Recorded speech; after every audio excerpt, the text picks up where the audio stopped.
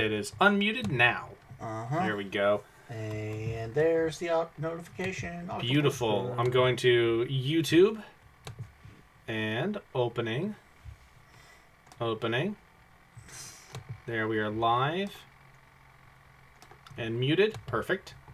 And Octopus on Twitch. We are live and muted. Also perfect. I will get ready with the links. Share those Google Forms. Copy. And Pasto. Impasto. There we go. And back to Streamlabs. All right, wonderful. Not showing where we have any viewers at the moment, but is to be expected. We now have 7. Just went live. Oh, wow, that was quick. We just went Hi, live. everybody. We just went live. Thank you very much for joining us tonight for Gentleman Octopus Trivia, coming at you every Monday at 9 o'clock p.m. Eastern. I've already pasted the answer forms in the YouTube and Twitch chats. TJ, do you want to paste that? I'm doing it, but I don't have a ready-made link like some of us. Some of us have to hustle. All right, then. Give me 1 second. Some of us have it sent to us every 4 weeks and told, make do. Let's see. Got it. Great. And I am sharing our link now. I'm just leaving that open. From now on forever. You'd think I'd learned to bookmark it after over a year of doing this. I did not do that. Oh, what'd you not bookmark? The answer sheets. That's probably a good thing to have. It probably would be, instead of hunting through the 85 messages. I send you kind of a lot of messages. Well, you sent me kind of a lot of questions for sure. Mm-hmm. The water's just fine. Monocle and octopus. That's our trademark, TJ. Appreciate the St. Louis flag. Thank you, Jeremy. Excellent. Oh, hey, Jeremy. Nice to see you. All right, let's move on to our supporter screen. Here we go. Say thank you, Jason Kwong, Martin Butterick, and Rachel Schumann. To Jason Hess, JT Trujillo, and Will Gilbert, who hooked us up with this great St. Louis flag that I'm pointing to, and you can't see because I hid the webcam. Nicely done. Robin Utz, Stephen Glassman, and Mark Dawson. Hey, Mark Dawson had a great performance this past week in OQL. Made Team of the Week. Nice. That's my teammate right there. Congratulations, Mark. That's my quarterback. That's my quarterback, man. T.O. crying on the podium. Michelle Martin, Adam Connor, and Clifford Gallagher. To Kent Buxton, who also had a great performance this week. Daniel McMarthy and Joshua Levitt, as well as Daniel Ludlam, Dan Fitzpatrick, and Sarah Ann Rapp, who has contributed a question to tonight's game. So be on the lookout for that in round number 2. So those are our supporters. Thanks very much for being a part of this. If you have the pockets and are able to do so, hook us up with a little bit of cash. $25 or more, by the way, will get you a Gentleman Octopus t-shirt. All you got to do is send us your address and your preferred size. And you can do that by using Venmo, and the handle is at McKinney-Sizemore. Or you can use PayPal, and that handle is ksizemore@hotmail.com. $25 or more in a single event will get you a Gentleman Octopus shirt. And $10 or more in a single event will get you a bottle opener if you don't already have one. And if you do already have one and want another, just let us know. Send us another $10. We'll hook you up. Just don't want to overload people with having, 8 of our bottle openers stuck to their fridge. All right. So we got a special thing that we want to show you tonight. So take a gander at this gander. This is our brother Hunter at Lees McRae College in Banner Elk, North Carolina. In order to, kind of relieve stress for the students there during finals week, they brought llamas and alpacas on campus. Look at the floofers. Yeah, and for someone like me right now who is going through an entire week without Learned League and another...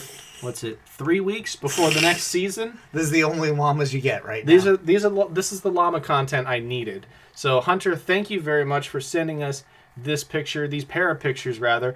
Look at the alpaca with the floof in the face and the green bandana. I love that bandana.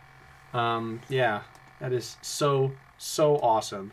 So Hunter, thank you very much for hooking us up with those pictures. Everybody show your love in the comments for those llamas, those alpacas. And also show your love for QuickWit, one of our sponsors and one of our partners. QuickWit is an exciting and competitive trivia app that rewards players with physical prizes. Today they offered a Viking beard grooming kit. Excellent. As well as original whiskey stones. As you know, I need to keep this Viking beard looking good. So, anyway, with QuickWit, you're going to receive 2 different questions a day at random points throughout the day, and you will have 15 minutes to answer each one of those questions. You do not get the benefit of multiple choice, and spelling counts. But, on the bright side, you can use whatever general knowledge you already have, plus whatever you are able to... wide world of the internet. The wide world of the internet. Or pull down your Encyclopedia Britannica, you know. You can be there in a minute, though. So long as you got the appropriate volume, of course. Which A is it? Is it A or is it AA? Oh, it's AAA. Really isotope myself here. Beautiful. And with QuickWit, the first player to answer each one of these questions will win a valuable prize mailed directly to their house, so you don't even have to do anything. You also don't have to spend any money. You don't have to buy any credits whatsoever. What was the last thing we won? The last? Second hammock. We're starting our own hammock district up in here. Yes, we are. Yes, Marianne be damned. But yeah, we got 2 hammocks now, and also in that same package, we received the card game Exploding Kittens. Very, very excited. Which I'm excited to give it a go. I see that Sarah is back in the game, and we also got a couple of other people, so I want to go back just for a second. To the alpacas. And show off the llama and the alpaca again. So again, this is our brother Hunter in Banner Elk, North Carolina at Lees McCrae College, where he runs cross country. And he was just hanging out with some llamas and alpacas that were brought onto campus for student stress relief during finals week. So this is him hanging out with the alpaca and the llama. And I just love the alpaca. I'm pretty sure it's an alpaca there on the right. That might actually just be a llama. I think they're both llamas. But I love the camelid there on the right with the little floof in the eyes and that green bandana. So thank you again, Hunter, for sending us those pictures. Thank you, QuickWit, for always being a sponsor of ours. And we are back now with the rules. You want to take it? Yeah. So rules, please submit your answers using the Google form that has been provided in the event page. Make sure that you include your team name on all slides. Make sure that it's stylized and everything completely the same.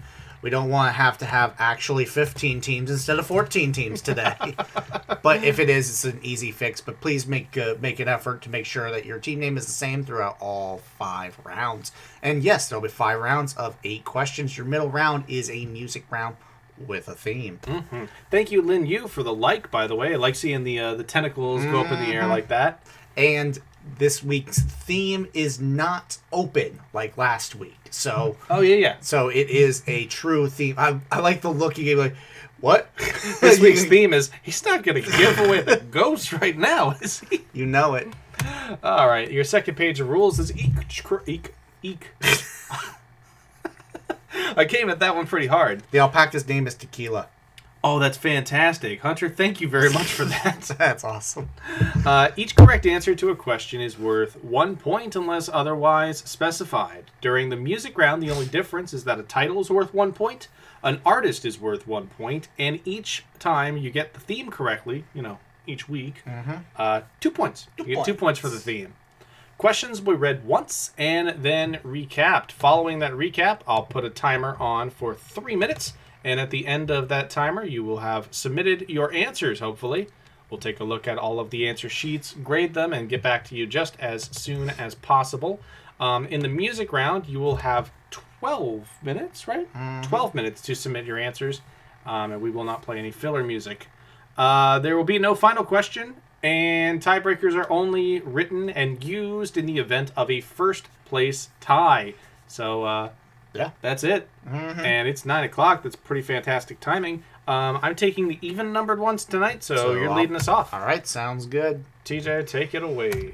No problem. Question number 1. Factotum and Ham on Rye are likely the most well-remembered novels of what poet?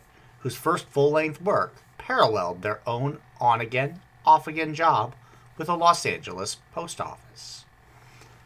Once again, Factotum and Ham on Rye are likely the best remembered novels of what poet whose first full-length work paralleled their own on-again, off-again job with the Los Angeles post office. Name of that poet, that's question 1. Absolutely it is. Question number 2, this is some geography for you. The same vowel begins and ends the name of what sea, which is bordered by the Gulf of Carpentaria and lies between Australia and Western New Guinea. Somewhere between Australia and Western New Guinea is a sea bordered by the Gulf of Carpentaria, which is known by what name that begins and ends with the same vowel? That's question number 2.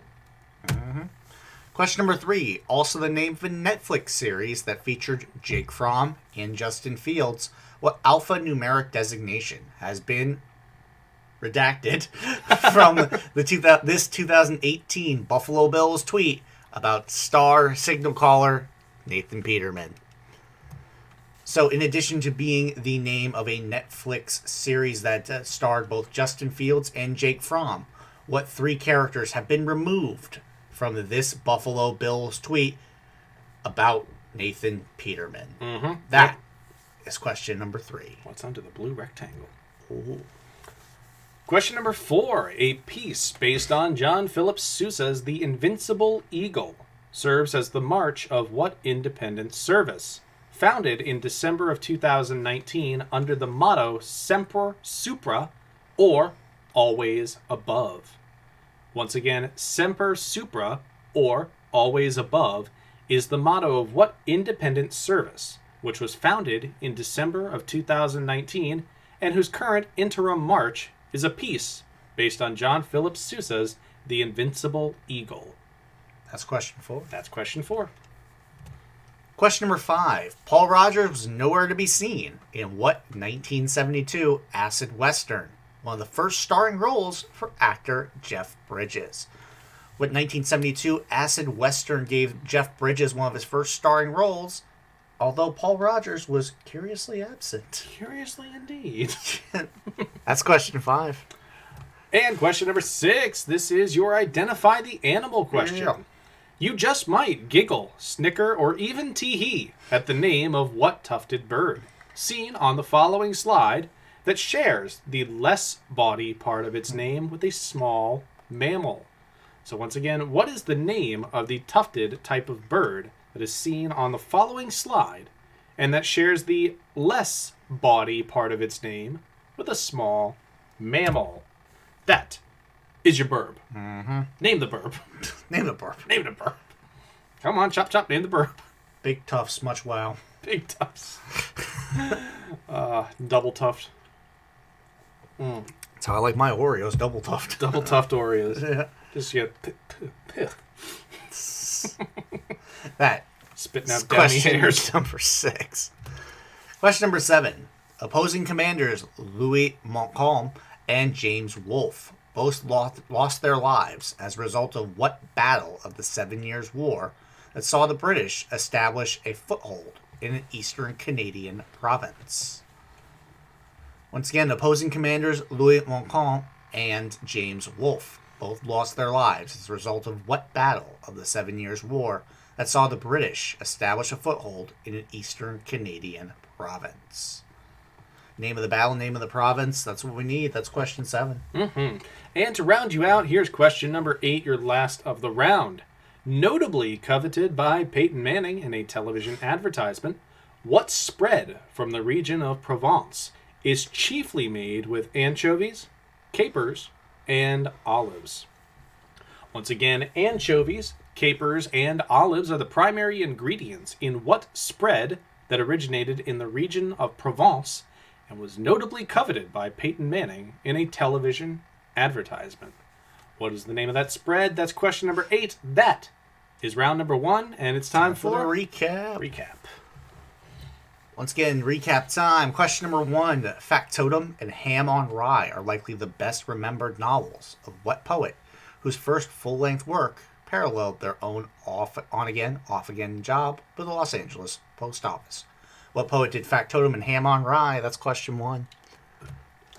Question number 2. What sea lying between Australia and Western New Guinea is bordered by the Gulf of Carpentaria and begins and ends with the same vowel? Name that sea. That's question number 2. Question number 3, also the name of a Netflix series that featured Jake Fromm and Justin Fields. What alphanumeric designation has been removed from this 2008, redacted, from this 2018 tweet by the Buffalo Bills about signal caller Nathan Peterman? What's the alphanumeric designation in there? That's question 3. Question number 4, a piece based on John Philip Sousa's The Invincible Eagle serves as the march of what service founded in December of 2019 under the motto Semper Supra, or Always Above? That's question number 4. Can you leave question 3 on the actual question for longer, is what Will's asking. Yeah, no problem. Here you go. We'll give you a good 10 seconds on that one. I mean, we'll do it again when the slides go back through. So Yeah. In the future, we'll just do that. But there you go. Looking for the alphanumeric designation that titled a Netflix series and that has been removed from that picture. And then you just got this question, which was, what is the name of the service founded in 2019 under the motto Semper Supra, or Always Above? And now question number 5. Question number 5. Paul Rogers was nowhere to be found in what 1972 acid western that gave one of the first starring roles to actor Jeff Bridges? What's that 1972 film that gave Jeff Bridges one of his first starring roles? That's question 5. Question number 6. You might just giggle, snicker, or even tee-hee at the name of what tufted bird which is seen on this slide and which shares the less body part of its name with a small mammal. A small mammal partly names what type of bird seen on this slide whose full name might make you giggle, snicker, or even tee-hee. That's question number 6. Question number 7. Opposing commanders Louis Montcalm and James Wolfe both lost their lives as a result of what battle of the 7 Years' War that saw the British establish a foothold in an eastern Canadian province? So Louis Montcalm and James Wolfe both lost their lives at what battle, or Canadian province is acceptable? Question 7. Oh, you just going to tell them that? I mean, it kind of says so on the bottom. It gives away its own ghost there. Says so on the tin, really. Yeah. Question number 8. Notably coveted by Peyton Manning in a television advertisement. What spread from the region of Provence, not province this time, Provence, is chiefly made with anchovies, capers, and olives. And that, my friends, is question number 8, which means that's the end of round number 1. I'm going to pull up the countdown timer and get y'all ready for that. And we'll pull up some filler music as well. Let me work on that first. So anyway, get your answers in. We will see you in just shortly. a bit, yeah. Here's a surprise me. Hopefully it's a good surprise. The Flamingo Returns is the name.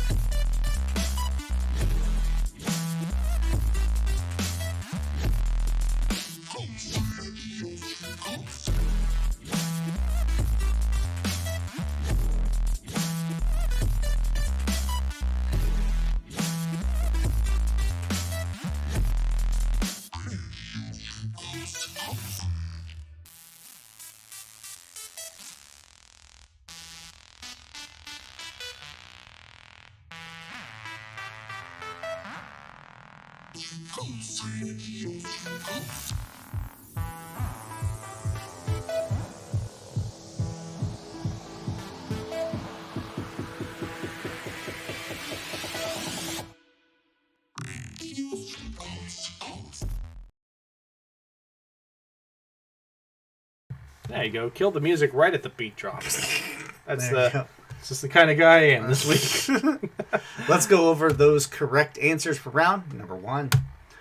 Question 1 was Factotum and Ham on Rye are likely the most well-remembered novels of what poet whose first full-length work paralleled their own on-again, off-again job with a Los Angeles post office. And that would be Charles Bukowski. I know he's a pretty good read. But God, who'd want to be such an asshole? Anyway, that's another example of one day soon we will have asked a question about everything on this bookshelf. I love the fact that this bookshelf can't be seen by the rest of them. So, like, it's like the goddamn Barney bag. You know, just reaching in, here you go, it's Tropic of Cancer. Question number 2. The same vowel begins and ends the name of what sea, which is bordered by the Gulf of Carpentaria and lies between Australia and Western New Guinea. Before I reveal this answer, want to say shout out to Jeff Bach hanging out with us tonight. Hey. Jeff was a teammate back on the Pasco Hernando State College Quiz Bowl team back in junior college. As it has now become. As it is now become. So thanks for joining us tonight, Jeff. This, everybody, is the Arafura Sea. One of the funnest seas to say. Like, I love Pacific names. Arafura is fantastic. Tongariro, the New Zealand National Park. Oh, just love it. Just love it. Question number 3, also the name of a Netflix series that featured Jake Fromm and Justin Fields, both who committed to Georgia. What alphanumeric designation has been redacted from this 2018 tweet? The Buffalo Bills wanted you all to know that Nathan Peterman was going to be QB1. Okay, cool. We can definitely work with that. TJ, take care of the next one real quick. I'm going to figure this out. Yeah, so QB1 was your correct answer there. The Buffalo Bills announced that Nathan Peterman was going to start the 2018 season. Spoiler alert, didn't go well. Question number 4. A piece based on John Philip Sousa's The Invincible Eagle serves the march of what independent service founded in December of 2019 under the motto Sempra Supra, or Always Above. And that would be Starfleet. Oh, I mean Space Force. Yeah, it's the United States Space Force, but kind of Starfleet still. There we go. Question number 5. Paul Rogers was nowhere to be seen in what 1972 acid western? One of the first starring roles for actor Jeff Bridges. I believe this was directed by Robert Benton, and that is called Bad Company. Mm-hmm. So Bad Company, the film, came out in 1972. Bad Company, the band, came out in 1973. But they did not take their name from the acid western. They did not, no. According to the band, they were actually looking at a book of Victorian manners, essentially, like trying to teach kids the proper ways to behave. And there's an illustration of what they called a shady character skulking around a lamppost over top of a child looking up at them. And the caption says, "Beware of bad company." And they're like, that's it. That's it right there. That's the juice. That's the whole thing. Question number 6. You might just giggle, snicker, or even have a tee-hee at the name of what tufted bird? See on the following slide that shares the less body part of its name with a small mammal. That would be... Look at the body. Look at the tuft. Look at the tufties. Look at the tufty. That's a titmouse. That is a titmouse. That is the mouse of tit. The mouse of tit. Titmouse, apparently the first part, tit, comes from a Anglo-Saxon word meaning small. I was trying to clue, because etymologically I had suspected that it came from the same root as titter. So I was trying to clue that by giving you all the different synonyms for kinds of, laughter. Chuckles. 7. Opposing commanders, Louis Montcalm and James Wolfe, both lost their lives as the result of what battle of the 7 Years' War? That's how the British establish a foothold in an eastern Canadian province. James Wolfe died during the battle. Montcalm died the next day as a result of wounds, but they both perished at the Battle of the Plains of Abraham, also called the Battle of Quebec, which we would have taken. Mm-hmm. And TJ finished it out. Question number 8, nobly coveted by Peyton Manning in a television advertisement. What spread from the region of Provence is chiefly made with anchovies, capers, and olives? And you already know he wanted to get some of that tapenade. You gotta get some of that tapenade. I had forgotten. You know who else is in that commercial? Is it Shannon Sharp? Deion Sanders. It's Deion Sanders, okay. Yeah. It is Yep. Deion Sanders. All right, so you want to hit him with the Yep, let's go results over there? those. Let's see who we got playing tonight. I'm taking a look at a thing at the moment. We've got Red Pandas at night with 3 points. We've got Jeff with 4 points. Tied for 7th, we've got with 5 points a slice for Team Coast to Coast, One Man Wolfpack, and Kanye West Nile Virus. Tied for 4th, 7 points apiece, a 3-way tie for 3rd podium, and Rootin' Tootin' Highfalutin' Booty Scootin' Bandits and the Octopus Nuts. And a 3-way tie up at the top, 8 points apiece for B3 Front Stroke and King, Gentlefolk Octopodes, and Suggs to be UCLA. Oh, wow. Yeah, Yeah. that's a good one. That's a good one. That's what we got. And now it is time for round 2. Yep, give me 1 second. Mm-hmm. There we are. Boop, boop, boop, boop, boom. This is all very professional, I assure you. Oh, very professional, yes.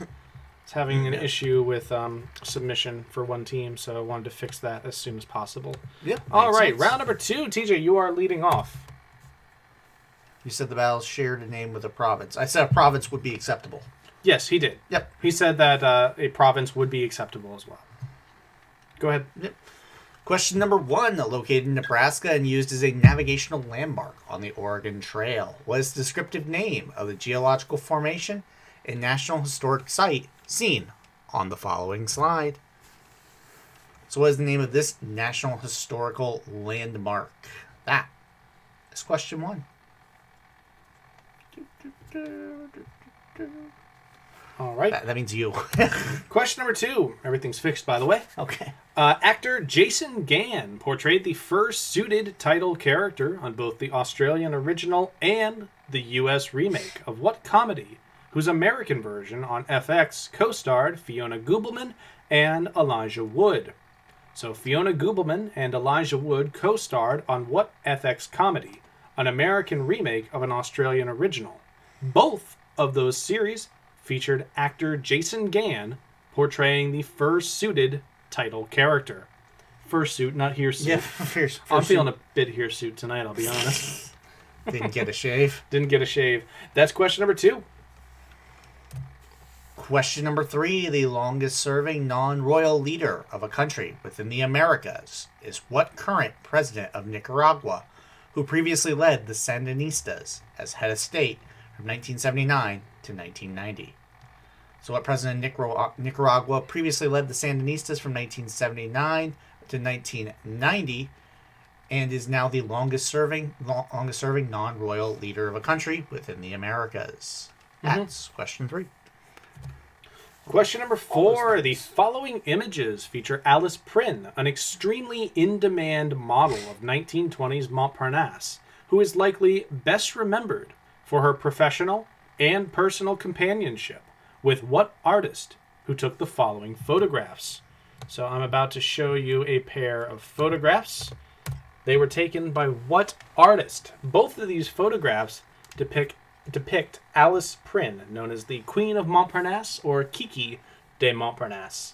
But which artist took those photographs? This artist was a professional and personal companion of Alice Prin. That is question number 4. That is question number 4. Here's question number 5. Question number 5. Since their infamous hiatus in 2015, what member of One Direction is the only one to not currently have a top 15 hit on their resume? Coming closest with the song Back to You that featured Baby Raysia and Digital Farm Animals. So it's the only one of the One Directioners who does not have a top 15 hit on the Billboard Hot 100. Did a song called Back to You featuring Baby Raysia and Digital Farm Animals back in like 2017, I want Right, to say. and that hit like 40, 41? Hit 51. 51, okay. Yeah. Yeah, it was So who's the other One Directioner? not quite top That's 15. Question 5, yeah. Not Question quite. number 6. This question comes to you from Sarah Ann Rapp. Thank you very much, Thank Sarah. you, Sarah. Clink. In 2019, Google launched its menagerie of 3D augmented reality animables. To date, which is the only fictional creature featured. Love saying creature featured. Creature featured. So, of all of the 3D animals that you can find on Google's augmented reality section, which one to date is the only fictional creature that Google has created? That is question number 6. That is indeed. Question number 7. The effectiveness of fiber optics relies primarily on what three-word phenomenon in which light waves bounce off a surface at such oblique angles that no brightness is lost? That's a good save there. Once again, the Nobody saw effectiveness that. of fiber optics relies primarily on what three-word phenomenon in which light waves bounce off a surface at such oblique angles that no brightness is lost. What is that three-word term? It's question 7. And of course, now it's question number 8. It's your Randy anagram time. So rearrange the following letters to form a 9-letter word. That's right, 9 letters. You've got SLIMYPART. That is a slimy part. And your hint is, let me get my hands all over that. Slimy part. Let me get my hands all over that. That is question number 8. It's time now for our question recap. It is time for the recap. Question number 1, located in Nebraska and used as a navigational landmark on the Oregon Trail, what is the descriptive name of the geological formation and National Historic Site seen on this slide? What Nebraska National Historic Site is that? That is question number 1. Boom. Question number 2. Actor Jason Gann portrayed the fursuited title character on both the Australian and American versions of what comedy? The American version that aired on FX co-starred Fiona Gubelman and Elijah Wood. That's question number 2. Question number 3. The longest-serving non-royal leader of a country within the Americas is what current president of Nicaragua, who previously led the Sandinistas as head of state from 1979 to 1990. That's question number 3. Here's question number 4. The following images feature Alice Prin, an extremely in-demand model of 1920s Montparnasse, probably best known for her personal and professional companionship with what artist who took these photographs? What artist photographed Alice Prin, or Kiki de Montparnasse, in the 2 images seen on this slide? That right there is question number 4.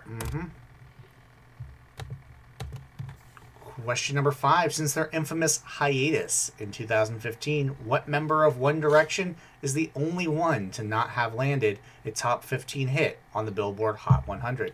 Come the closest with Back to You, featuring Baby Raysia and Digital Farm Animals. Is that what they called it, a hiatus? Yeah. Question number 6. This one again comes to you from Sarah Ann Rapp. Thank you, Sarah. In 2019, Google launched its menagerie of 3D augmented reality animables. To date, which is the only fictional creature featured? Of the 3D augmented reality animals that you can look at on Google, which is the only fictional creature that they've created? That's question number 6. Question number 7. The effectiveness of fiber optics relies primarily on what 3-word phenomenon in which light waves bounce off a surface at such oblique angles that no brightness is lost? That's question number 7. And question number 8. You've got your Randy anagram. Rearrange the following letters to form a 9-letter word. You have SLIMYPART. That's a slimy part. And your hint is, let me get my hands all over that. Slimy part, but let me get my hands all over that. That's question number 8. That is round number 2. So go ahead and submit your answers. We will turn on some music. What are you feeling, TJ? Let's have some chill piano. Sounds good. Chill piano. Hell yes. Best of luck, everybody. We will see you in just a few.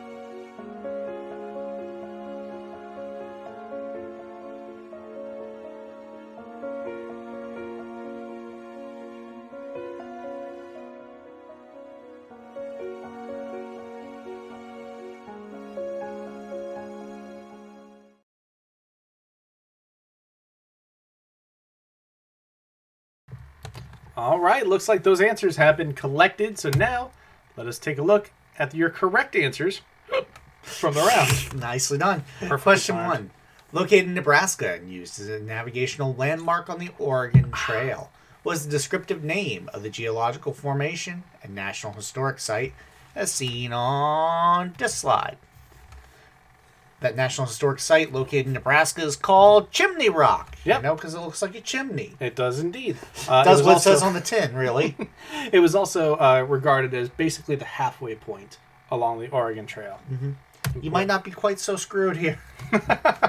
Question number 2. Actor Jason Gann portrayed the first suited title character on both the Australian original and U.S. remake of what comedy, whose American version co-starred Fiona Gubelman and Elijah Wood.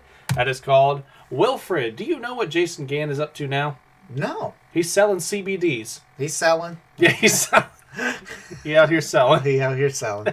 Wilfred was a delightfully weird and pretty good show. Mm-hmm. Yeah, Jane Kasmerick had a really good guest role on it. And number 3, TJ. Yep. Question number 3. The longest-serving non-royal leader of a country within the Americas is what current president of Nicaragua, who previously led the Sandinistas as head of state from 1979 to 1990.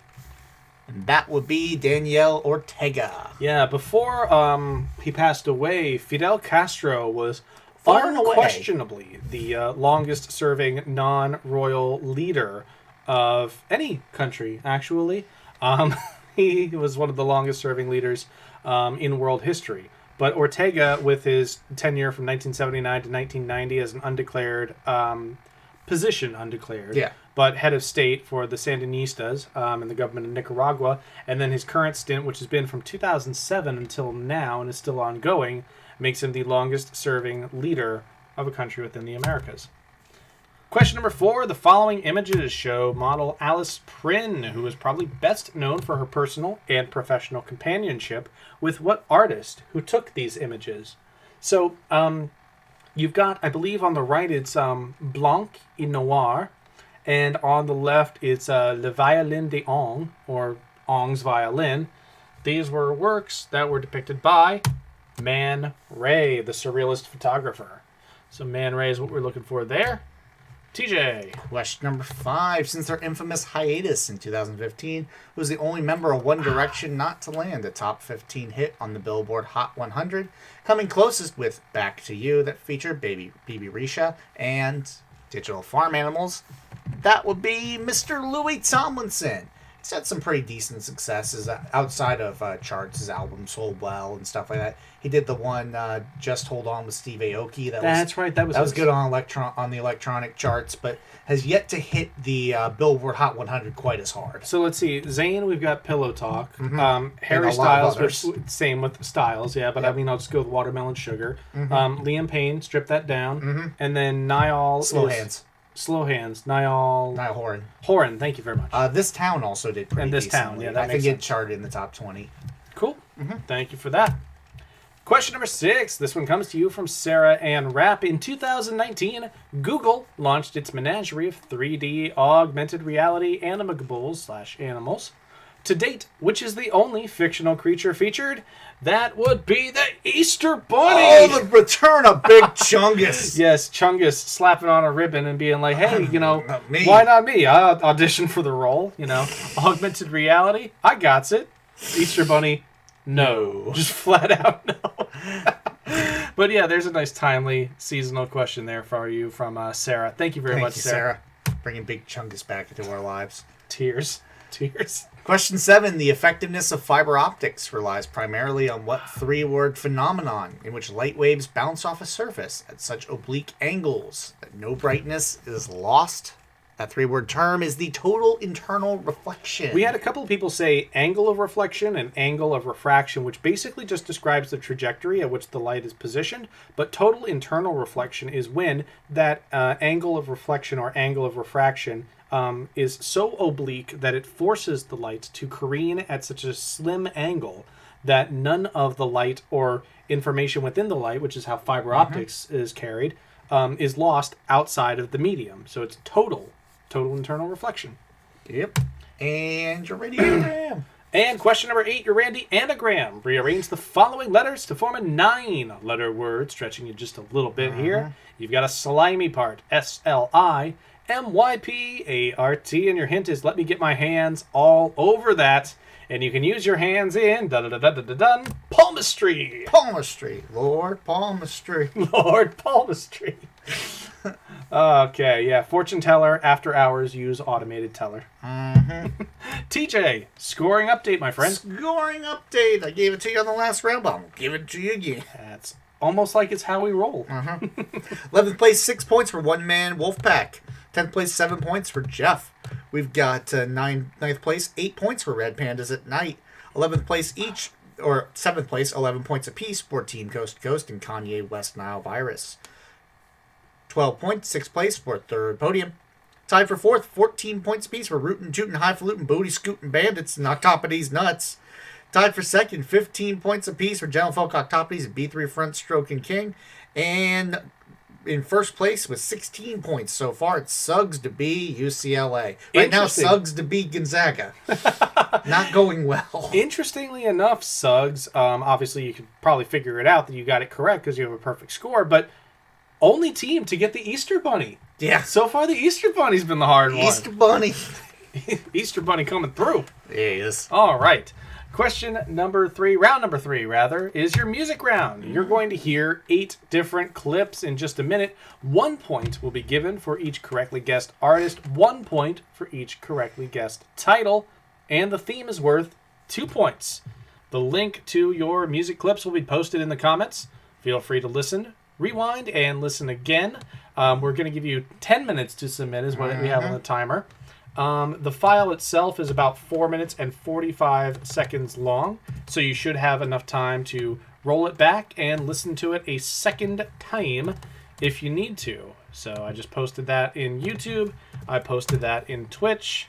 TJ's posting that in Facebook right now. Yes, sir. So you have the links. We are not going to turn on any filler music, and we will only pop in at the 2-minute and the 0-minute mark to let you know how much time you have left.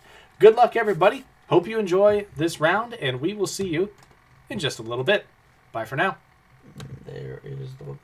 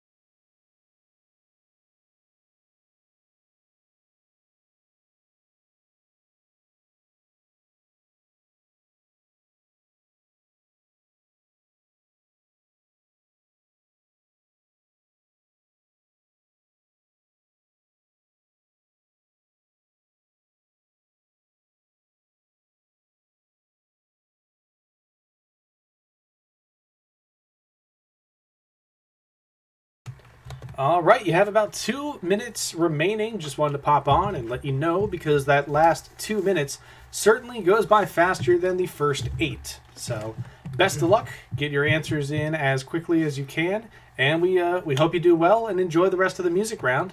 We'll see you in about 90 seconds. So, good luck.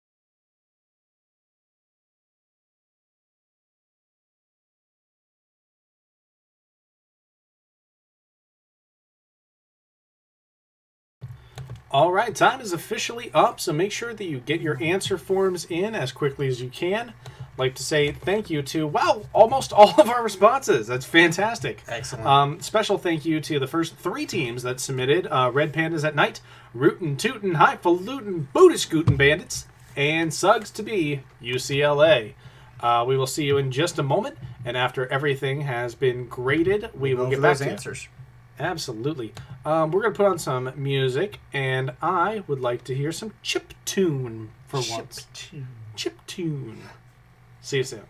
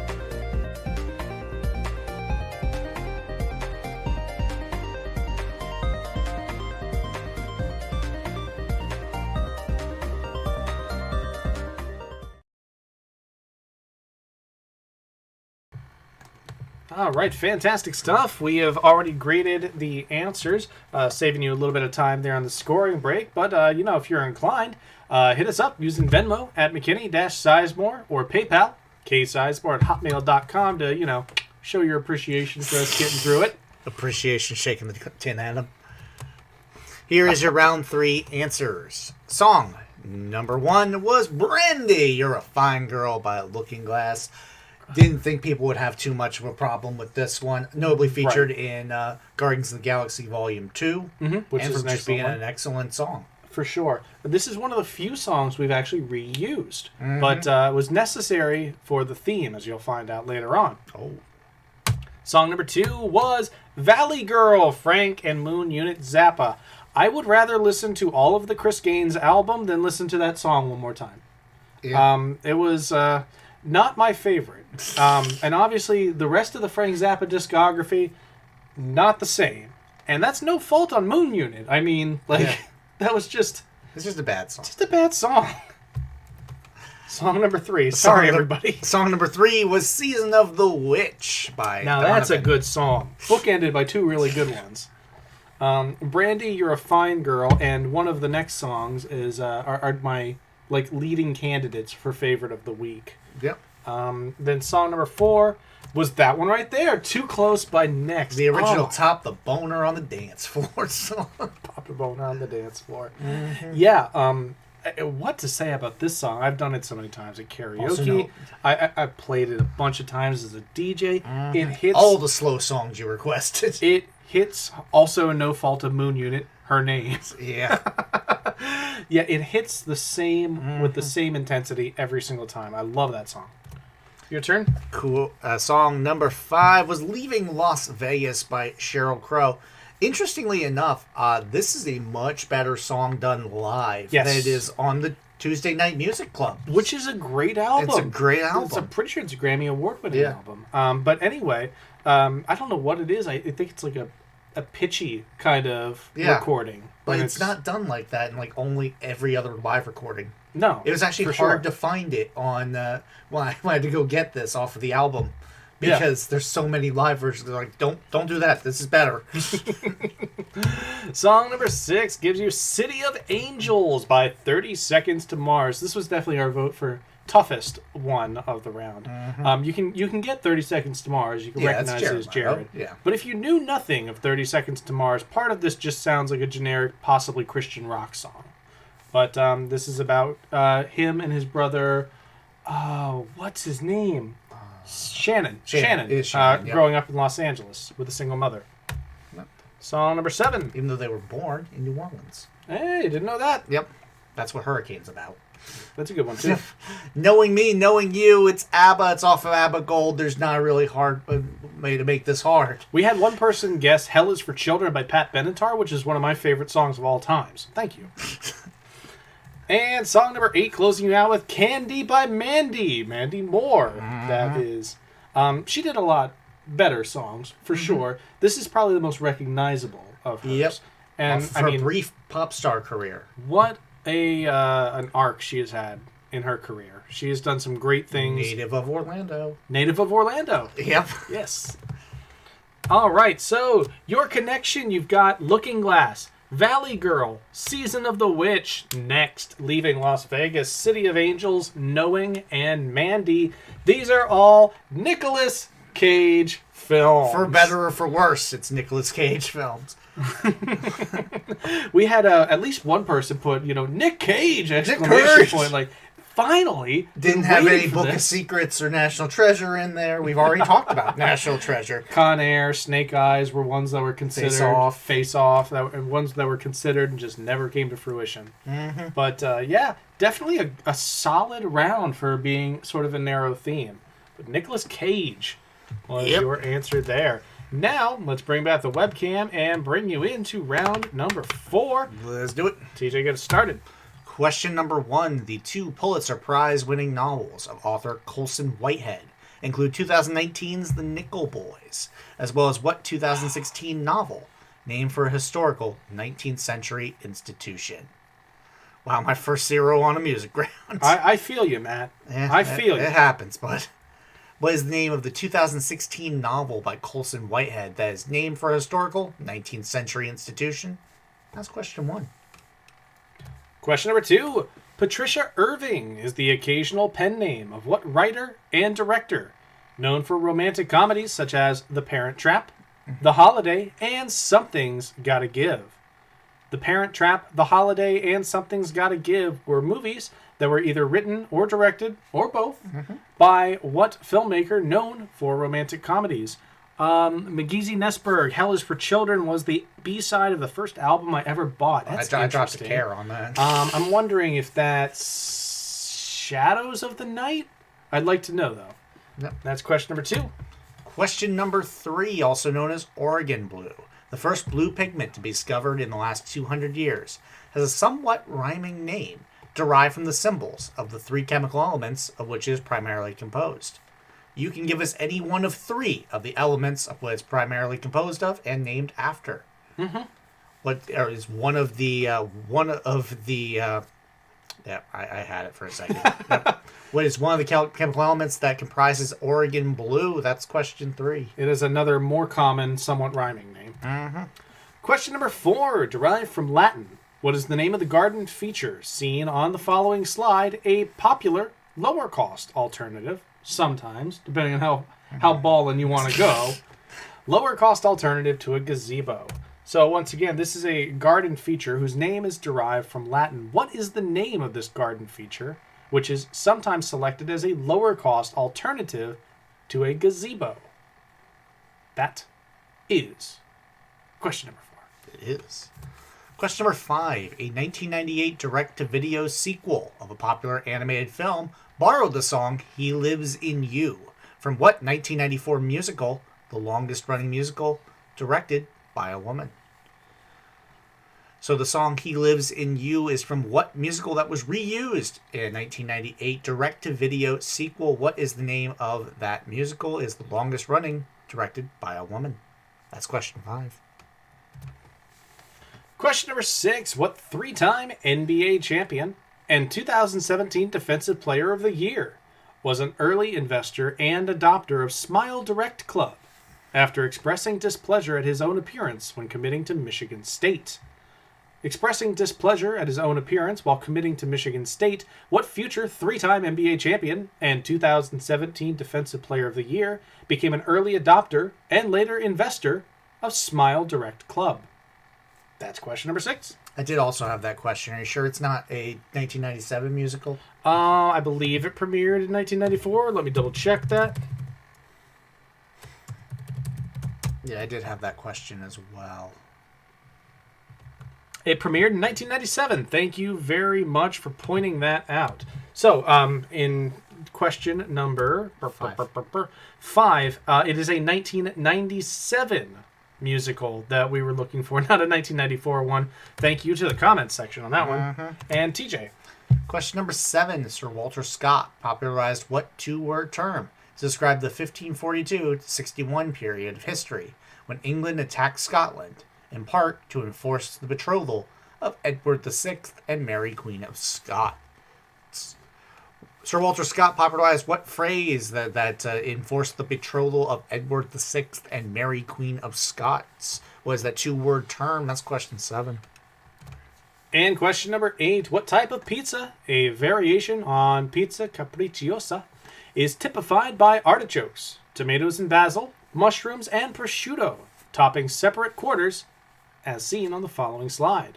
So a variation on pizza capricciosa is what type of pizza, typified by artichokes, tomatoes and basil, mushroom, and prosciutto, topping separate quarters, as seen on this slide. I had it the first time. You did, but you didn't. That's It's okay. It's okay. It is time for the question recap. I'm getting hungry looking at that. I'll tell you what. Sarah's saying, "Oh my God, that sounds delicious." Yep. Question number 1. The 2 Pulitzer Prize winning novels of author Colson Whitehead include 2019's The Nickel Boys, as well as what 2016 novel is named for a historical 19th century institution? What is the 2016 Pulitzer Prize winning novel of Colson Whitehead that is named for a historical 19th century institution called? Ask question 1. We got the years right on that one. We did get the years right on that.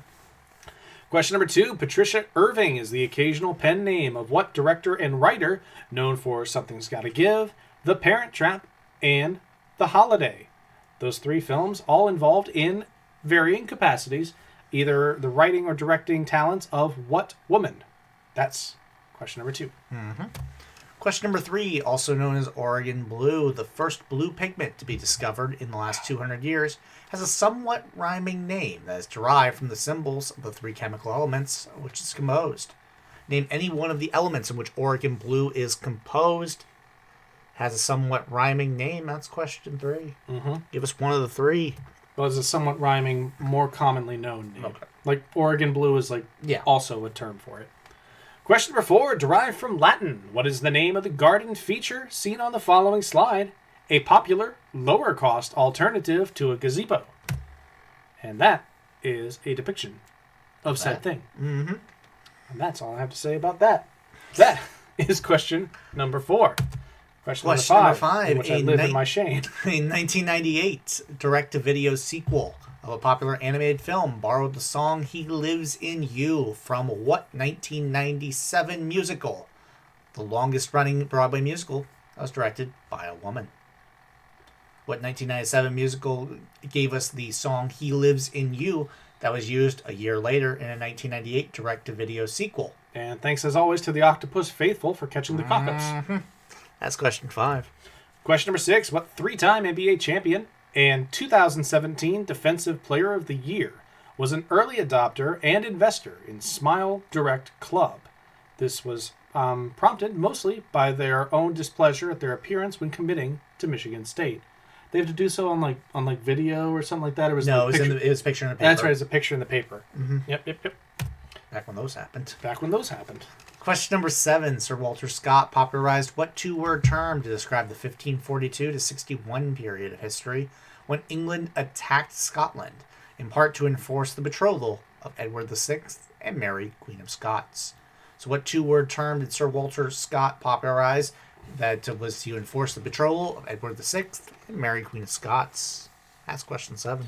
And question number 8, to close out round number 4, what type of pizza, a variation on pizza capricciosa, is typified by artichokes, tomato and basil, mushrooms, and prosciutto, topping separate quarters, as seen on the following slide? So there is that pizza. What is the name of this variant of pizza capricciosa, in which you can see all of those toppings on separate quarters? That's question number 8. That is round number 4. So go ahead and submit your answers. We're looking forward to seeing what y'all come up with this time round. And best of luck to everybody. What do you want to hear? Let's go with some... Bagpipes. No, we're not going bagpipes. I remember that being terrible. The bagpipes. Not good. Let's go disco. Okay, yeah. That was not necessarily saying bagpipes are terrible.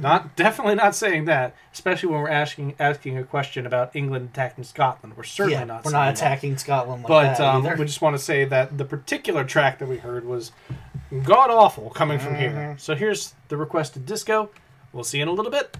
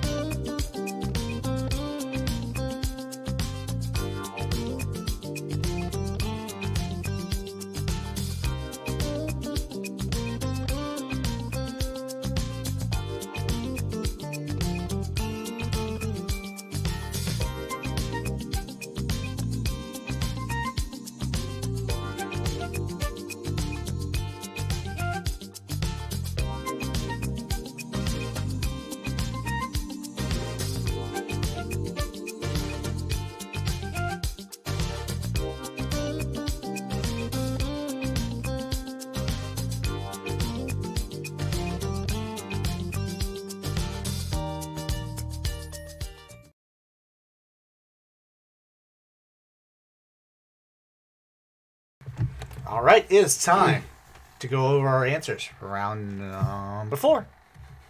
Question number 1. The 2 Pulitzer Prize winning novels of author Colson Whitehead include 2019's The Nickel Boys, as well as what 2016 novel named for a historical 19th century institution? The other Colson Whitehead Pulitzer Prize winning novel is The Underground Railroad. This was like the hottest piece of trivia when he won for The Nickel Boys, was that Colson Whitehead is one of, I believe, only 4 novelists to have won the Pulitzer Prize Did multiple so in like times. a 4-year span. Yeah, it did so pretty close together, so it's extremely well done. But I wish I could remember the other ones. Who wrote The Magnificent Ambersons? I think Booth Tarkington is one. Question number 2.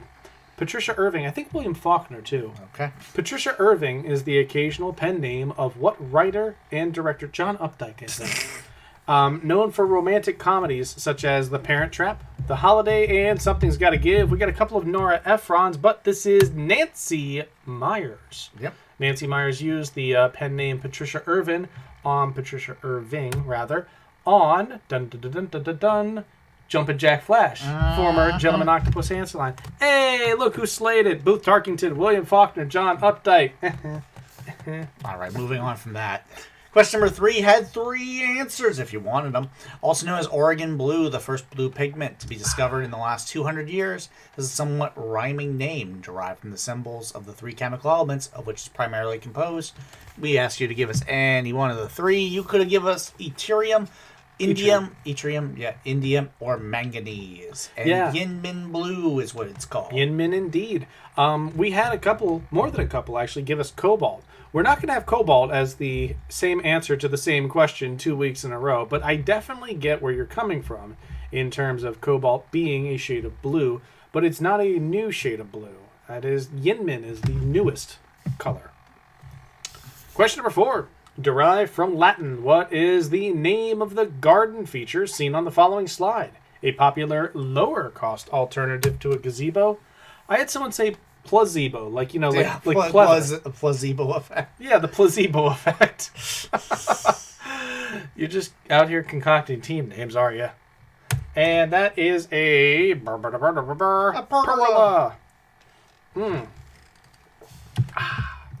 Question number 5. A 1998 direct-to-video sequel of a popular animated film borrowed the song He Lives in You from what 1997 musical? As soon as I read this the first time, I was like, that you ain't right. What 1997 musical that was based on a 1994 film? Gave an extra clue. The longest-running musical directed by a woman, that would be The Lion King. Obviously, The Lion King, Simba's Pride. Lion King 2, Simba's Pride. It's the one that had He Lives in You on it. Which I had initially thought the Lion King musical derived the song from the sequel, but apparently it was the other way around. Which makes sense, considering that the musical premiered before the sequel was released. Question number 6. What 3-time NBA champion and 2017 Defensive Player of the Year, expressing displeasure at their appearance when committing to Michigan State, became an early investor and adopter of Smile Direct Club? That is Draymond Green. Yep. Draymond has a pretty expansive portfolio. A lot of NBA players have a lot of... That's what Dad was saying, is it's becoming a venture capital league. Mm-hmm. And NBA Top Shot, which if you haven't heard about it, you're going to, just got like $355 million put into it, mostly by Michael Jordan, Kevin Durant, and Klay Thompson. Whew. Yeah. So he can not only splash threes, he can splash cash. Yeah, he can. Question number 7. Sir Walter Scott popularized what 2-word term that described the 1542 to 1561 period of history when England attacked Scotland, in part to enforce the betrothal of Edward VI and Mary Queen of Scots. Pretty apt. This is called the rough wooing. Yes, the rough wooing. Yeah, the rough wooing. Edward VI was betrothed to Mary Queen of Scots when he was 6 and she was only like a few weeks old, I believe. That's how they do it in royal families. But when there became a lot of friction between England and Scotland, they had to make sure this happened. There was concerns over whether or not the betrothal would go through. So that's when England attacked Scotland, and they had a 8-year period, I think it was, 8 or 9-year period of warfare between one another. Called the rough wooing. 19 years. 42 to 61. You're right. I think I got the years wrong on that too. Take this, please. You're having a rough day, boss. Question number 8. What type of pizza? Delicious. A variation on pizza capriccioso. Yep, I got it wrong. It was 8 years, 43 to 51. Typified by artichokes, tomatoes, and basil, mushrooms, and prosciutto. Topping separate quarters as seen in the following slide. That delicious looking pie is called a Quattro 4 Stagioni seasons. or 4 seasons. We had a couple of teams say Quattro Giorni, which is just 4 days, and I'm sorry, that's not acceptable.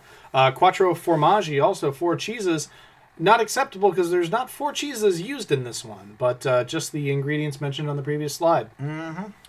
TJ, my friend. Scoring update. All right. In 11th place, 11 points for Red Pandas at Night. We got 10th place, 12 points for Jeff. We've got 9th place, 17 points for One Man Wolfpack. 8th place, 31 points, Team Coast to Coast. 7th place, 35 points for Kanye West Nile Virus. 36 points, 5th place for Third Podium. 5th place, also 36 points for Octopus Nuts. 4th place, 37 points for Rootin' Tootin' Highfalutin Booty Scootin' Bandits. And we have a 3-way tie for first place. With 41 points apiece, it's Suggs to be UCLA, Gentlefolk Octopodes, and B3 Frontstroke King, all with 41 points. It got tight in a hurry. It's getting tight. Time for round number 5. Let's see. Give me just 1 second here.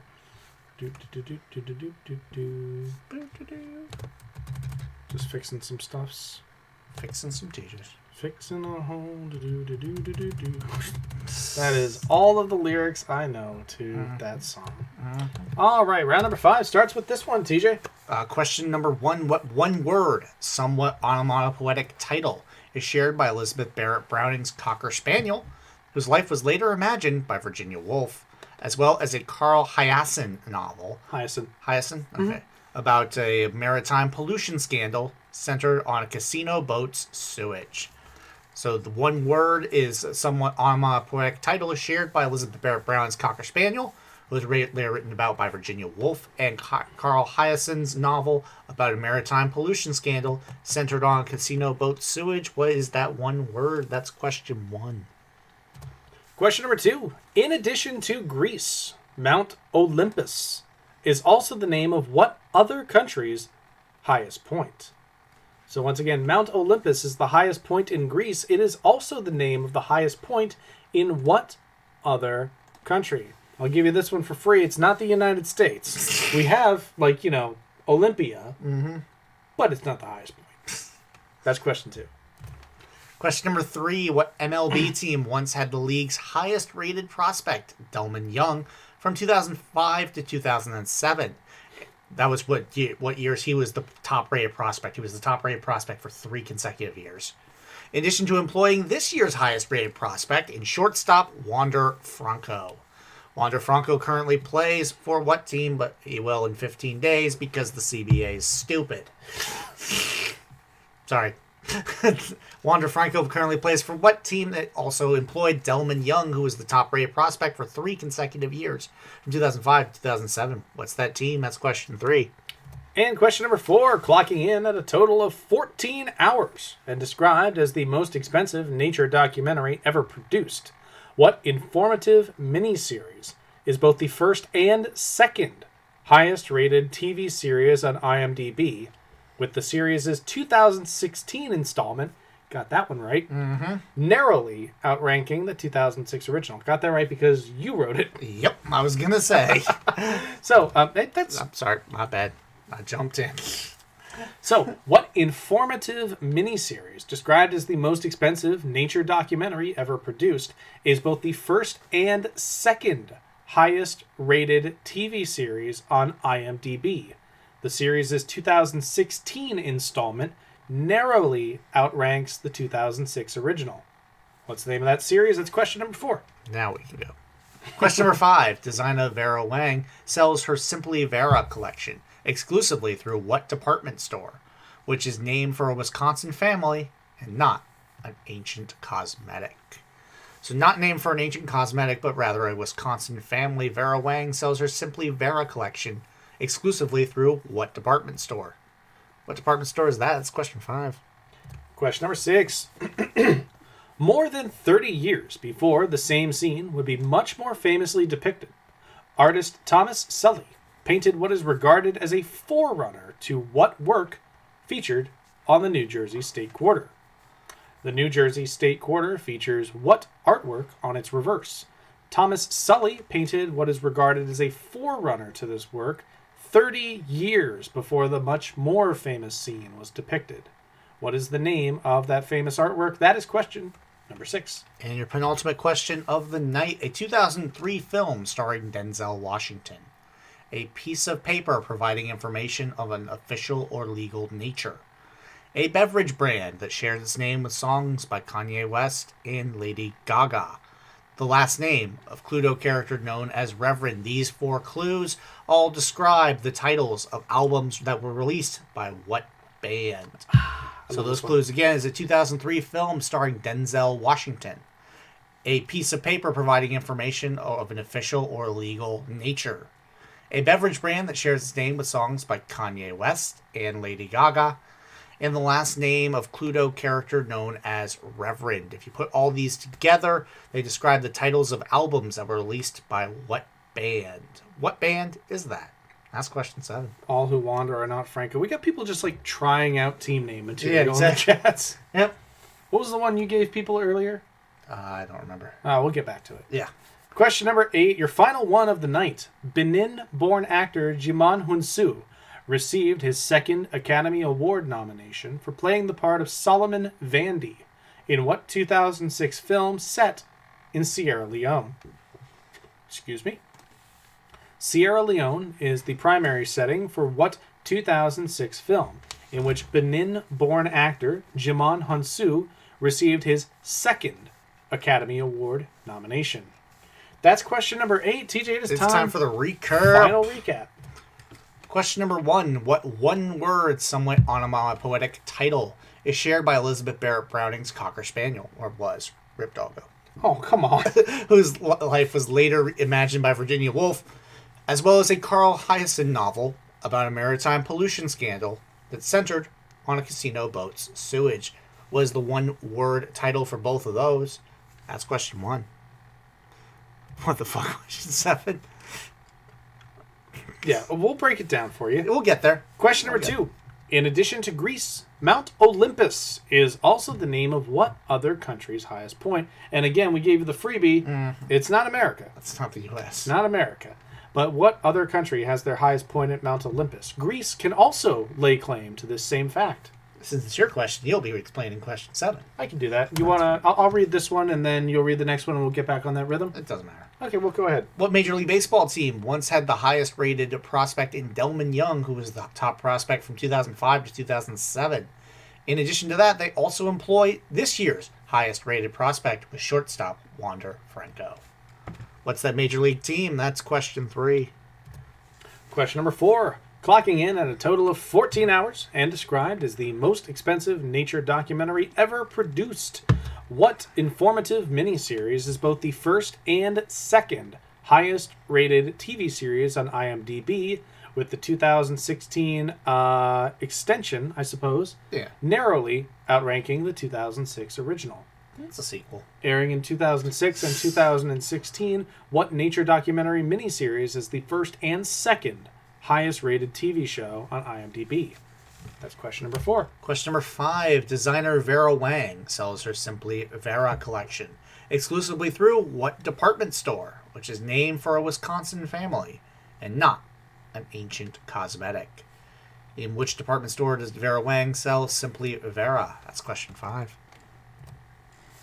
Question number 6. More than 30 years before the same scene would be much more famously depicted, artist Thomas Sully painted what is regarded as a forerunner to what work featured on the reverse of the New Jersey State Quarter?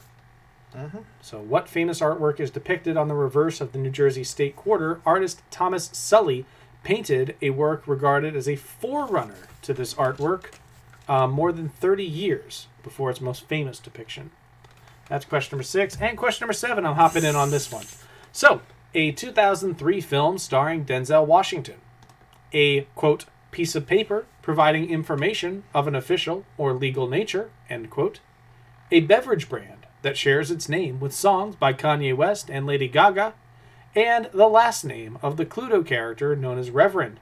These are all clues that describe the titles of albums released by what band. And I'm going to break it down here, because initially I wrote this question about the band Queen. So there's a freebie. It's not Queen.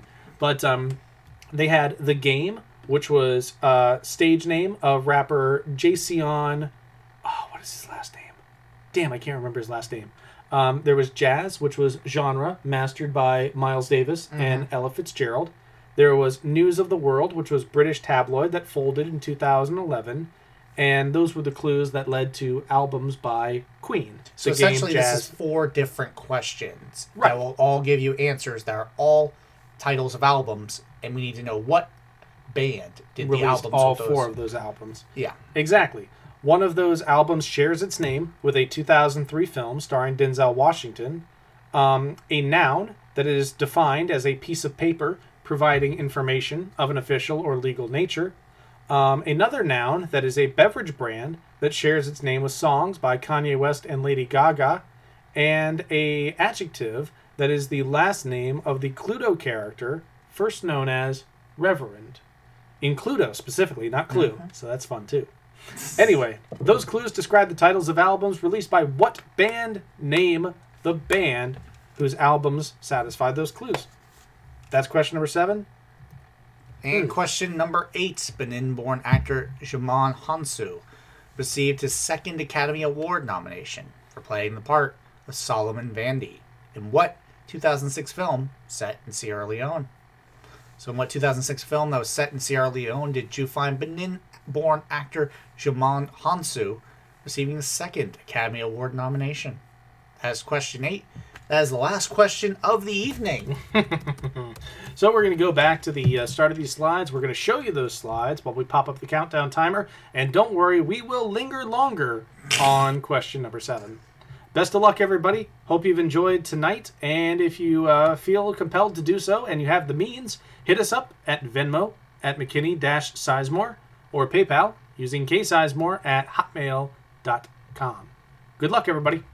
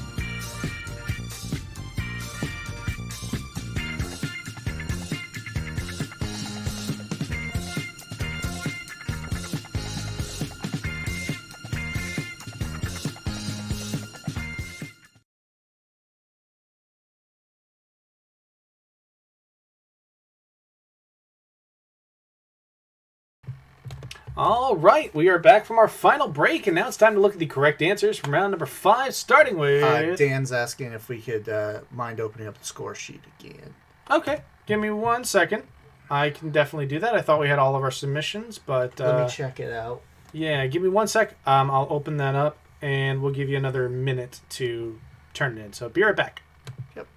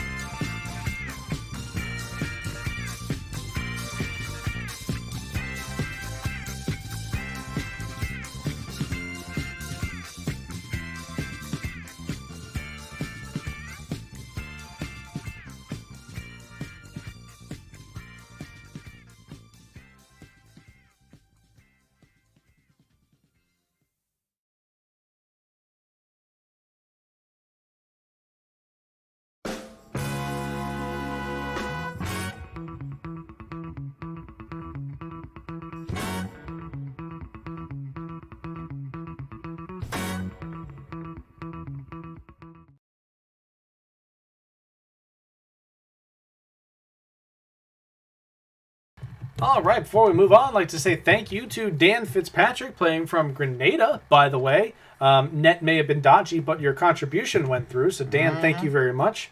And thank you also to Ranjani Shashadri for your donation. Thanks very much, everybody. Let's hit it Always with round appreciated. number 5. Jeff, hey, thanks for hanging out, my friend, and hope to see you in future games as well. Definitely bring a group, because I think you... It's hard. It's hard, and not just that, but we try to provide something for everybody. TJ.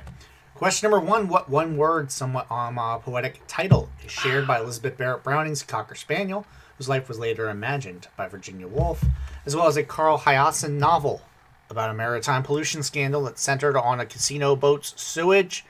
Both those were called Flush. Yeah, Flush was the name of Elizabeth Barrett Browning's Cocker Spaniel, and Virginia Woolf wrote Flush, a biography. Flush was notably kidnapped, too. It was a big scandal. Yeah. Oh, no, not the Yeah. doggo. Question number 2. In addition to Greece, Mount Olympus is also the name of what other country's highest point? I learned this in my first Chase audition, actually, because I got the question wrong. But that is Cyprus. Cyprus again. Obviously, we have Mount Olympia in Washington, but it's not our highest point. That would be McKinley. Or Denali. Denali, yeah. Yep.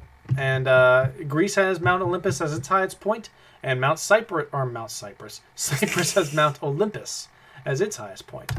TJ. Question number 3. What Major League Baseball team once had the league's highest rated prospect from 2005 to 2007?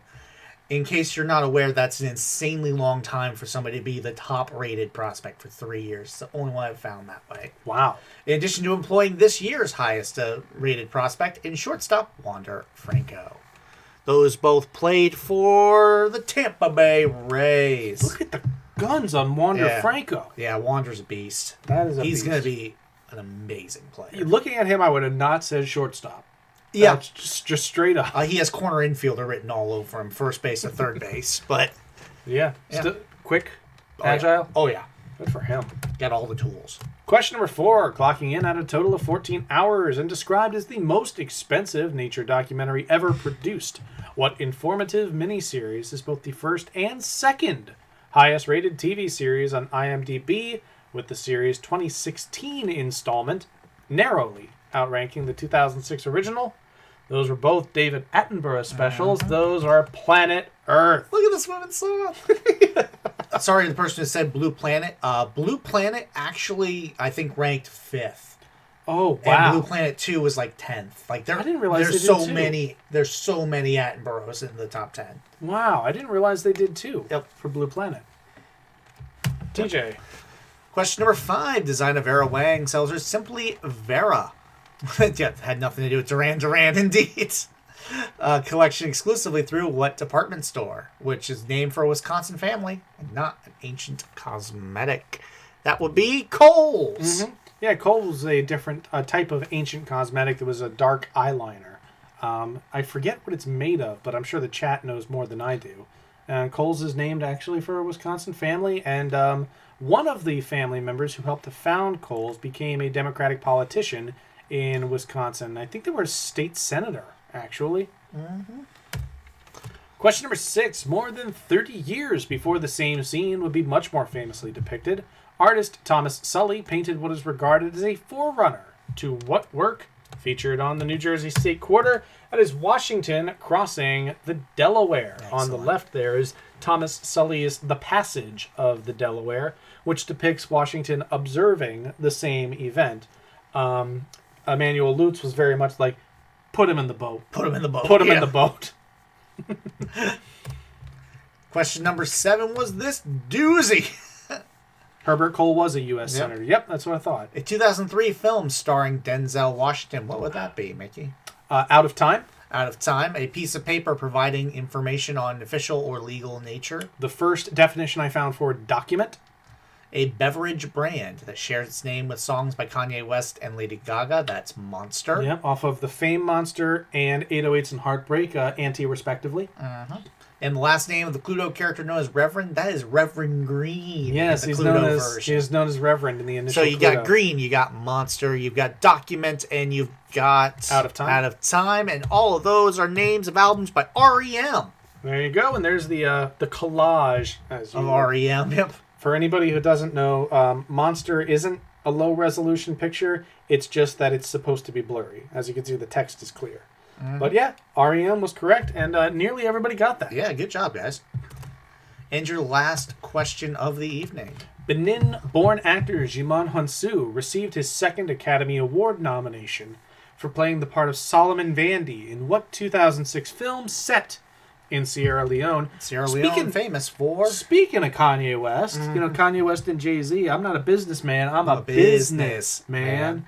Diamonds from Sierra Leone. Diamonds are definitely a large export. Of course, conflict minerals were a huge problem and kind of still are because the Kimberley process is not great at regulating the way it's supposed to. We touched on that in our tantalum question a few months ago. This is Blood Diamond. Blood Diamond. There's Jimon Hounsou, who plays Korra in the Guardians of the Galaxy series, has had a bunch of great roles, in addition to having earned an Academy Award nomination previously for the film In America. All right, TJ, results. Let's go through the results. So we can all get back to crunch time here. 11th place, 14 points for Jeff. We had the 15 points in 10th place for Red Pandas at Night. 24 points, 9th place for One Man Wolfpack. Team Coast to Coast had 8th place and 38 points. 41 points, 7th place for Kanye West Nile Virus. What a tight stack up top. Whew. 42 points, 6th place for Third Podium. Tied for 4th, 44 points a slice for Rootin' Tootin' Highfalutin' Booty Scootin' Bandits and Octopodes Nuts. Third place, just missing out, is 47 points for B3 Front Stroking That's a hell of a King. score for third place. Second place, 48 points for Suggs to B, UCLA. And your winners with a almost perfect score, 49 points for Gentlefolk Octopodes. Wow, congratulations. Congratulations, everybody. Bill says, I think we had 7, 8 that round, not 6. Double check for me. We'll check, Bill. Yeah, let me take a look at that right now. Let's see. B3. 1, 2, 3, 4. Right, I see that. 5, 6. They had 7. So yeah, they had 7. So they would be tied for second place with Does it Suggs say to 7 B's. for B3? No, it does not. says says 6. 6, yeah. Okay, so I must have just missed something. Give me a second. Oh, Rays. There it is. Yeah. Mm-hmm. Oh, I checked Marlins. That's not right. Yeah, give it a second to update now. Oh, Make boy. sure What everything's did you right. do? Well, make sure everything's right.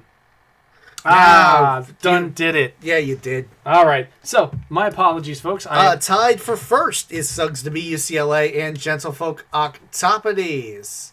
Yeah, Bill, you're absolutely right. It did say 7 and then changed to 6. I must have missed hitting Rays and hit Marlins instead. So, yeah, we do have a tie, as I We do. suspected. At the top, yep. All right, so Gentlefolk, Octopodes, Suggs to be UCLA. Can I have a representative of each one of those teams send a message to the Gentleman Octopus page? We're going to have a throwdown. We're going to have a throwdown, exactly. We're going to have a tiebreaker. Closest to the pin, but I think it's a good closest to the pin. It's not like, how many people are located in Murmansk or anything like that. No problem, Bill. Bill, thank you very much, and thank you for writing some great trivia. Bill Patrick's championship series actually started up on BP Trivia just today, so check it out. Definitely a great thing if you're missing Learned League. All right, we've got our representatives for Gentlefolk and Suggs. So, your question in honor of our once and future host, Aaron Rodgers. Just kidding. But in honor of Aaron Rodgers playing his first Jeopardy game behind the host lectern, we want to know how many total interceptions has Aaron Rodgers thrown throughout his how many year career? It's like a 10-year career. I think He's a 15-year career because he was drafted in 2005. I know that for a fact. Yeah, so 15-year career, yeah. All right. 13th starting, I believe. Yep. Okay, so in his 15-year career, how many total interceptions has Aaron Rodgers tossed? I'm going to put on the countdown timer and a little bit of music, and we will see you in just a moment. Going to give you 2 minutes. 2 minutes. Yeah, 2 minutes sounds good. right. Yeah. See you soon.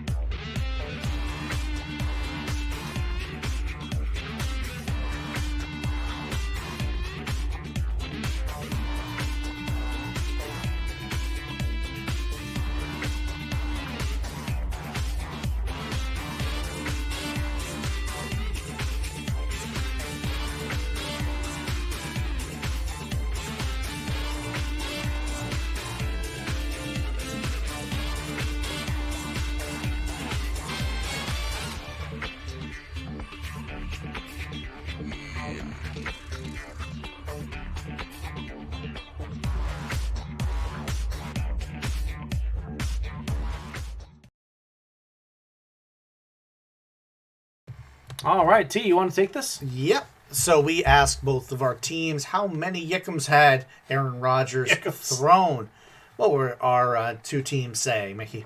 We had a guess from Suggs to be UCLA of 125, which is absolutely reasonable for a mere 15-year mortals, yeah. career. Yeah, hold on. Give me 1 second. I want to see what that averages out to.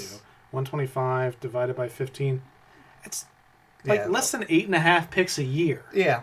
But Aaron Rodgers is no normal man. No, Aaron Rodgers is built a little different. Suggs, or not Suggs, but Gentlefolk Octopodes said 96, which was only 7 away from the actual correct answer of 89. Only 89 picks. 89. And I was reading a article on ESPN about the fact that you have to do it with 13 because he only started 13 seasons. But I was reading an article on ESPN that he... less than 7. 6.84, blah, blah, blah, blah, that he is remembers almost every one of his interceptions, can vividly recall them. Yeah. Well, congratulations, Gentlefolk Octopodes. You certainly won't regret this victory, like Aaron Rodgers may regret those 89 interceptions. Which 49 points for both teams. Like, give it up for Suggs to beat UCLA and B3 Frontstroke and King for 48 points. That's an insane total. That was excellent. I really loved this question very, set. very much. Really loved everybody participating. So thanks, everybody, for being out here. We'll be back again Monday at 9 o'clock Eastern. In the meantime, if you enjoy what we do and would like to support some DIY trivia, all you got to do is hook us up at Venmo, at McKinney-Sizemore, or use PayPal and ksizemore@hotmail.com. Already said thank you, but I'm going to reiterate our thanks to Dan Fitzpatrick and Ranjani Shashadri for donating. Thank you to you both. And thank you, everybody, for being here. We're going to play a little bit of music. Appreciate you all coming out. Have a great night. Here you go. Here's some hip-hop is what it's called here. Let's see what their definition of hip-hop is. Bye for now.